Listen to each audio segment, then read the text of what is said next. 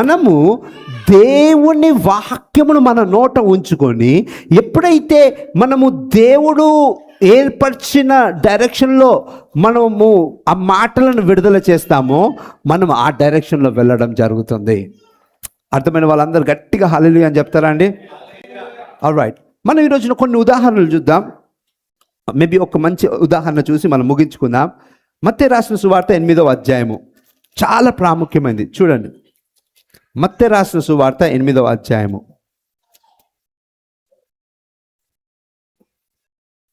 మత్తయి రాసిన సువార్త 8వ అధ్యాయము 5వ వచనం నుండి 13వ వచనం వరకు. అయితే మొదటి 3 వచనాలు మనం చదువుదాం. ఫస్ట్, ఆయన కపెర్నహూములో ప్రవేశించినప్పుడు ఒక శతాధిపతి ఆయన ఎద్దుకు వచ్చి, ప్రభువా, నా దాసుడు పక్షవాయువుతో మిగుల బాధపడుచు ఇంటిలో పనియున్నాడని చెప్పి ఆయనను వేడుకొనెను. యేసు, నేను వచ్చి వానిని స్వస్థపరిచిదనని అతనితో చెప్పగా. ఆమేన్. చూడండి, ఇప్పుడు ఏం జరిగింది? యేసయ్య ఎక్కడికి వచ్చాడండి? కపెర్నియం. అవునండి, కపెర్నహూముకు వచ్చాడు యేసయ్య. కపెర్నహూముకు రాగానే ఒక శతాధిపతి వచ్చి ఉన్నాడట. ఓకేనండి, లూకా సువార్తలో చూసినట్లయితే శతాధిపతి కొంతమంది సమాజపు మందిరము అధికారులను పంపించాడని ఉంటుంది. What ever. ఇప్పుడు శతాధిపతి వచ్చాడు. శతాధిపతి ఎవరు? యూదుడు కాదు, ఆయన ఎవరు? రోమీయుడు. ఎందుకంటే అప్పుడు రోమా సామ్రాజ్యం కాబట్టి శతాధిపతి ఎవరు? Roman. He was a Roman citizen. ఇప్పుడు ఈ రోమీయుడు శతాధిపతి యేసే దగ్గరకు వచ్చి ఏం చెప్తున్నాడు? నా పనివాడు ఒక అతను, నా దాసుడు పక్షవాయువుతో మిగుల బాధపడుచు. పక్షవాయుతో మిగుల దేంతో బాధపడుతున్నాడండి? అంటే పక్షవాతం వచ్చింది, చేతులు కాళ్ళు జరపట్లేదు, ఇంకా అలాగే ఉన్నాడు, చాలా టార్చర్ అనుభవిస్తున్నాడు, నువ్వు స్వస్థపరచుదేవా అని వచ్చాడు. బాగానే ఉంది కదండి. అయితే యేసయ్య ఆయనను వినగానే ఏమన్నాడు? యేసయ్య 7వ వచనము, యేసు, నేను వచ్చి వాణ్ణి స్వస్థపరిచిదనని అతనితో చెప్పాను. ఓకే, వచ్చి ఆయన రిక్వెస్ట్ చేయగానే యేసయ్య అంటాడంటే ఓకే లెట్స్ గో, పద, ఓకే వెళ్దాం, స్వస్థపరుస్తాం. నువ్వు ఆశతో వచ్చావు కదా, నేను వస్తాను, పద. బాగా ఉంది కదండి. ఈ శతాధిపతి ఏం మాట్లాడతాడో చూద్దాం. 8వ వచనం. సారీ. ఆ శతాధిపతి, ప్రభువా, నీవు నా ఇంటిలోనికి వచ్చుటకు నేను పాత్రుడను కాను. నీవు మాట మాత్రము సెలవిమ్ము, అప్పుడు నా దాసుడు స్వస్థపరచబడును. ఇప్పుడు చూడండి, ఇక్కడ శతాధిపతి ఒక కొత్త విషయాన్ని తీసుకొస్తున్నాడు. యేసే, నేను వచ్చి నీ దాసుని స్వస్థపరుస్తాను బాబో అంటుంటే ఆయన ఏమంటున్నాడంటే, అయ్యో యేసయ్య, నువ్వు అంత కష్టపడకు. యేసయ్య, మీరు అంతవరకు అంత ఇబ్బంది పడిన అవసరంలా, మీరొక్క మాట సెలవిస్తే చాలు, నా దాసుడు స్వస్థపరచబడతాడు, బాగా అవుతాడు. ఇదేంటిది? ఆయన ఎవరు? శతాధిపతి, రోమీయుడు. ఆయన ఏం తెలుసుకున్నాడు? యేసయ్య ఒక మాట ఇస్తే ఆ మాట నెరవేరుతుంది. వా, లెక్క ప్రకారము యేసయ్య ఈ ఈక్వేషన్లో ఏం చేయాలనుకున్నాడు? వెళ్ళి ఆ శతాధిపతి ఇంటికి వెళ్ళి ఆయన దాసుడైన వాడిని స్వస్థపరచాలని యేసయ్య నిర్ణయించుకొని వెళ్తా ఉన్నాడు. వెళ్తుంటే ఏమంటున్నాడు? సారీ ఫర్ ఇంటరప్షన్, దయచేసి ఆగండి, మీరు అంత ఇబ్బంది పడకండి యేసయ్య, అంత శ్రమ పడకండి, ఒక్క మాట ఇవ్వండి చాలు, నా దాసుడు ఏమవుతాడు? స్వస్థపరచబడతాడు. వా, ఇదన్న తర్వాత నెక్స్ట్ వచనం చదువుదాం. నేను కూడా అధికారంనకు లోబడిన వాడను, నా చేతి క్రింద సైనికులున్నారు. నేను ఒకని పొమ్మంటే పోవును, ఒకని రమ్మంటే వచ్చును, నా దాసుని ఈ పని చేయమంటే చేయునని ఉత్తరం ఇచ్చాను. యేసు ఈ మాట విని ఆశ్చర్యపడి వెంట వచ్చుచున్న వారిని చూచి, ఇశ్రాయేలులో నెవనికైనను నేనింత విశ్వాసం ఉన్నట్టు చూడలేదని నిశ్చయముగా మీతో చెప్పుచున్నాను. చూడండి, ఇంతవరకు ఈ యొక్క సైనాధిపతి, ఈ సెంచురియన్ ఏం చెప్పాడు? నువ్వు ఒక మాట సెలవు యేసయ్య చాలు, నా దాసుడు బాగవుతాడు, ఎందుకంటే నేను అధికారంలో ఉన్న వాడినే, నా కింద ఎంతోమంది పనివారు ఉన్నారు, నేను సైన్య అధికారిని, I'm N army general, I'm army captain. అవునండి, నా కింద చాలామంది సైనికులు ఉన్నారు. అయితే నేను అధికారంలో ఉన్నప్పుడు నేను ఒకడిని ఇక్కడ రమ్మంటే వస్తాడు, ఒకడిని అక్కడికి వెళ్ళమంటే వెళ్ళిపోతాడు. ఎందుకంటే నేను అధికారంతో నేను మాట మాట్లాడినప్పుడు అది వాళ్ళు చేయాలి. సో యేసయ్య నీవు ఇబ్బంది పడిన ఒక్క మాట సెలవు చాలు, నా దాసుడు బాగవుతాడు, నీకు అధికారం ఉందని నేను నమ్ముతున్నాను. యేసయ్య ఇది వినగానే ఏం చేశాడంట? ఆశ్చర్యపడ్డాడట. వా, యేసయ్య ఈ మాట వినగానే ఏం చేశాడండి? యేసయ్య ఏం చేశాడండి? ఎందుకు ఆశ్చర్యపడ్డాడు యేసయ్య? యూజువల్గా ఎవరైనా మనం ఉంటే, అయ్యో నేను ఇంటికి వస్తానంటే రావద్దన్నారు అని అఫెండ్ అవుతారు అక్కడ. అవునా అండి? నేను ఇంటికి వస్తానంటే వద్దొద్దు, మా ఇంటికి రాకు, ఒక మాట చెప్పు. అవునా అండి? ఇంటికి వస్తానంటే రావద్దనని బాధపడతారు ఎవరైనా లెక్క ప్రకారం. కానీ యేసయ్య ఏం చేశాడు ఇక్కడ? ఆశ్చర్యపడ్డాడు. ఎందుకు? ఇశ్రాయేలు మొత్తంలో ఇంత విశ్వాసం ఎవరి దగ్గర నేను చూడలేదు అంటున్నాడు. ప్రైజ్ ది లార్డ్, హల్లెలూయా. ఎందుకనంటే ఆ శతాధిపతి కావలసిన అద్భుతము ఆయన నోటిలో, యేసయ్య నోటిలో ఉన్నదని ఆయన నమ్మాడు. ప్రైజ్ గాడ్, హల్లెలూయా. అందుకొరకు ఏమన్నాడు శతాధిపతి? యేసయ్య నువ్వు ఒక మాట సెలవివ్వు చాలు, నా దాసుడు స్వస్థపరచబడతాడు. అంటే చూడండి, ఇప్పుడు ఆ అద్భుతాన్ని ఛానల్ చేసింది ఎవరు? ఓకే, అది అర్థం అవ్వాలంటే 13వ వచనం చదువుదాం. అనేకులు తూర్పు నుండి పడమట నుండి వచ్చి 13 అంతట యేసు, ఇక వెళ్ళుము, నీవు విశ్వసించిన ప్రకారము నీకు అవును గాక అని శతాధిపతితో చెప్పెను. ఆ గడియలోనే అతని దాసుడు స్వస్థత నొందెను. వావ్, చూసారండి ఇక్కడ ఏం చెప్తున్నారు యేసయ్య? చివరికి వచ్చేసరికల్లా యేసయ్య ఇవన్నీ మాట్లాడిన తర్వాత ఆ శతాధిపతిని చూసి, నువ్వు వెళ్ళు, నువ్వు నమ్మినది నీకు జరుగుతుంది అని ఒక మాట ఇచ్చాడు. ఏమిచ్చాడండి? నువ్వు వెళ్ళు, నువ్వు నమ్మినది నీకు జరుగుతుంది. ప్రైజ్ ది లార్డ్, హల్లెలూయా. అయితే బైబిల్ ఏం చెప్తుంది? ఆ గడియలోనే ఏం జరిగిందంట? అతని దాసుడు స్వస్థత నొందెను. వావ్. ఇప్పుడు మీరు చెప్పండి, ఈ అద్భుతము చేసింది యేసయ్యనే, డౌట్ లేదు. కానీ ఎవరు యాక్టివేట్ చేశారు? ఎలా యాక్టివేట్ చేశారు? ఆయన ఏమన్నా ఒక మాట చెలవి చాలు, నా దాసుడు బాగవుతాడు అంటే ఇప్పుడు అద్భుతం ఎవరి నోట ఉండి ఉన్నది? ప్రైజ్ గాడ్, హల్లెలూయా. అర్థమైన వాళ్ళందరూ ఆమేన్ అంటారా అండి? గట్టిగా ఆమేన్ అంటారండి? చూడండి, ఆ శతాధిపతి ఎప్పుడైతే యేసయ్య నువ్వు మాట సెలవివ్వు చాలు, నా దాసుడు బాగవుతాడు అంటే ఏంటి? He was shaping his miracle by the words of his mouth. ఆయన కావాల్సిన అద్భుతమును ఆయన నోటి మాట ద్వారా షేప్ చేసుకున్నాడు. Praise the lord. యేసయ్య ఎప్పుడైతే నువ్వు వెళ్ళు, నీ విశ్వాసము ద్వారా నువ్వు అనుకున్నది జరుగుతుంది, ఆ గడియలోనే తన దాసుడు బాగయ్యాడు. ఇది మనసులో ఉంచుకొని ఒక్కసారి మనము let's go to mark chapter 5. ఇది మనందరికీ తెలుసు.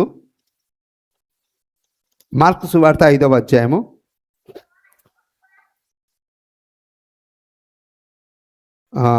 22-23 చదువుదాం.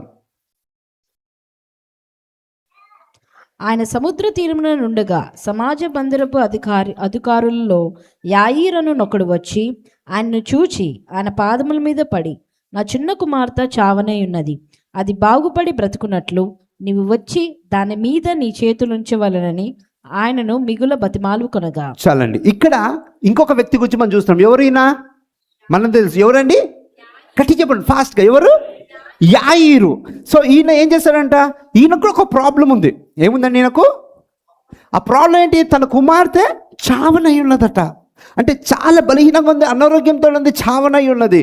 అయితే ఈయన యేసయ్య దగ్గరకు పరిగెత్తుకుంటూ వచ్చాడట. He came running to Jesus. అవునండి, పిల్లలకి ఏమన్నా అయితే తల్లిదండ్రులకు ఎలా ఉంటుంది? అవునండి, పరిగెత్తుకుంటూ వచ్చాడు. ఇక అంటే న్యూ పేరెంట్స్ అందరూ, యంగ్ పేరెంట్స్ ఉన్నారు, కొత్తగా తెలుస్తూ ఉంటుంది. పెద్దవాళ్ళు ఉన్నారు, తెలుస్తూ ఉంటుంది. మీకు ఆల్రెడీ తెలిసిందే. పిల్లలకి ఏమైనా అయితే పరిగెత్తుకుంటూ తల్లిదండ్రులు వెళ్తారు కదండి. ఈయన పరిగెత్తుకుంటూ వచ్చాడు. ఆ అమ్మాయి దాదాపు 12 సంవత్సరాల అమ్మాయి.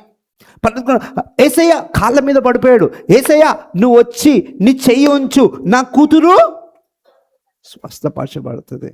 ఎందుకంటే అమ్మ చావనై ఉన్నది. నువ్వు వచ్చి చేయించినట్లయితే, నువ్వు వచ్చి నీ చెయ్యి నా కూతురు మీద ఉంచినట్లయితే తను బాగవుతుంది.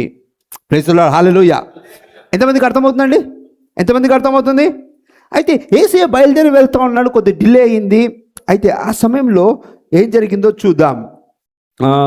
36వ వచనము, 35, 36. ఆయన ఇంకనూ మాట్లాడుచుండగా సమాజ మందిరపు అధికారి ఇంటి నుండి కొందరు వచ్చి, నీ కుమార్తె చనిపోయినది, నీవిక బోధకుని ఎందుకు శ్రమ పెట్టుదు అనిరి. యేసు వారి చాలండి, ఓకే చాలండి. 35వ వచనంకి వచ్చేసరికి ఏం జరిగింది? వీళ్ళు బయలుదేరి వస్తూ ఉన్నారు. మధ్యలో రక్తస్రావం గల స్త్రీ స్టోరీతోనే డిలే జరిగింది.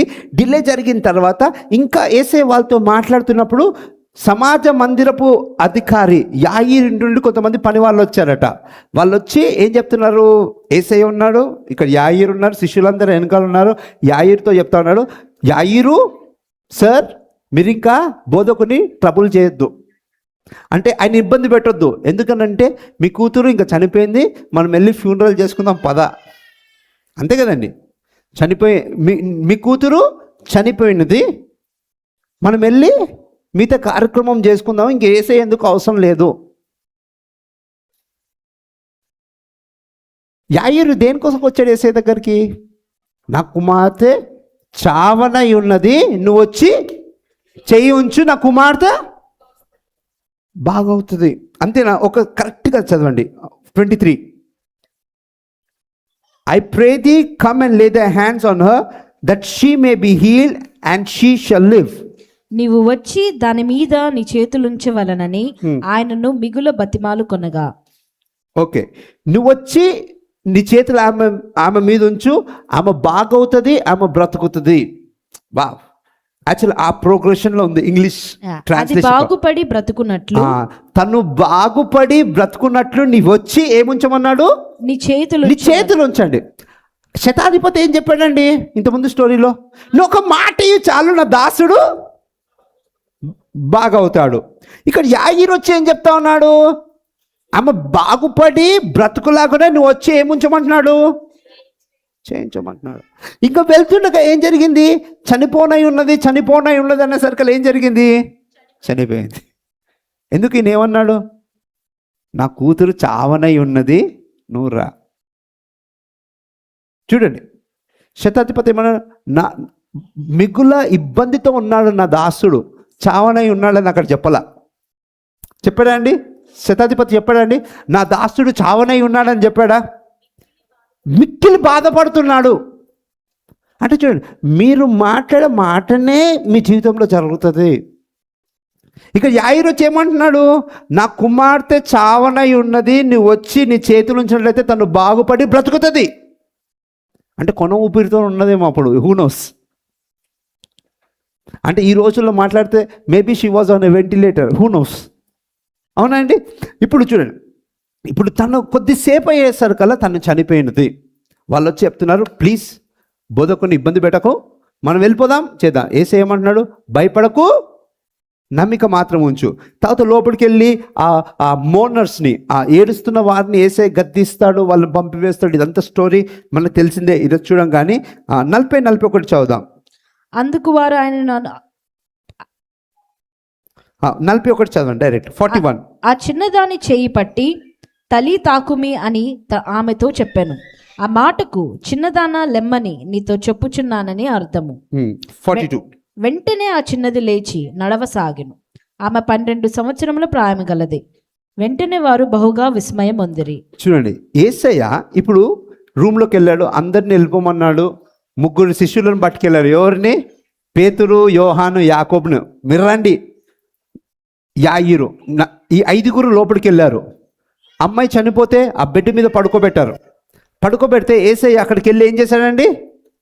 తన చెయ్యి ఏమనుంది అక్కడ బైబిల్లో? తన చెయ్యి ఆ కుమారి మీద ఉంచి ఆ చిన్నదాని చెయ్యి పట్టి తలి తాకుమి అని ఆమెతో చెప్పాను. తలి తాకుమి అని ఆమెతో చెప్పాడు. ఇప్పుడు చాలా జాగ్రత్తగా గమనించండి. యాయీరు ఏమడిగాడు? నువ్వు వచ్చి చెయ్యి ఉంచితే నా కూతురు బాగుపడి బ్రతుకును. అవునా అండి? సో ఆయన ఏదైతే చెప్పాడో అదే ప్రకారం యేసయ్య వచ్చి చెయ్యి ముట్టుకుంటే ఈ అమ్మాయి లేచింది. ప్రైజ్ గాడ్, హల్లెలూయా. శతాధిపతి ఏమన్నాడు? నువ్వు ఒక మాట సెలవు చాలు, నా మిగులుగా బాధపడుతున్న నా దాసుడు బాగవుతాడు, స్వస్థపరచబడతాడు. అప్పుడు ఏం జరిగింది? యేసయ్య ఒక మాట ఇస్తే, ఈ రెండు స్టోరీస్లో స్వస్థపరిచింది యేసయ్యనా, ఎవరి నోటి మాట ద్వారా స్వస్థత కలిగింది, అద్భుతం కలిగింది? శతాధిపతి కేసులో శతాధిపతి మాట ద్వారా, యాయీరు కేసులో యాయీరు నోటి మాట ద్వారా. సో ఈ రోజున మీ జీవితంలో దేవుడు అద్భుతం చేయాలంటే ఎవరు మాట్లాడాలి? మీరు మాట్లాడాలి. మీరు ఏదైతే మాట్లాడతారో దాని ప్రకారమే దేవుడు మీ జీవితంలో అద్భుతం చేస్తాడు. అందుకొరకే మీ అద్భుతం ఎక్కడుందండి? నోటి మాటలో ఉంది.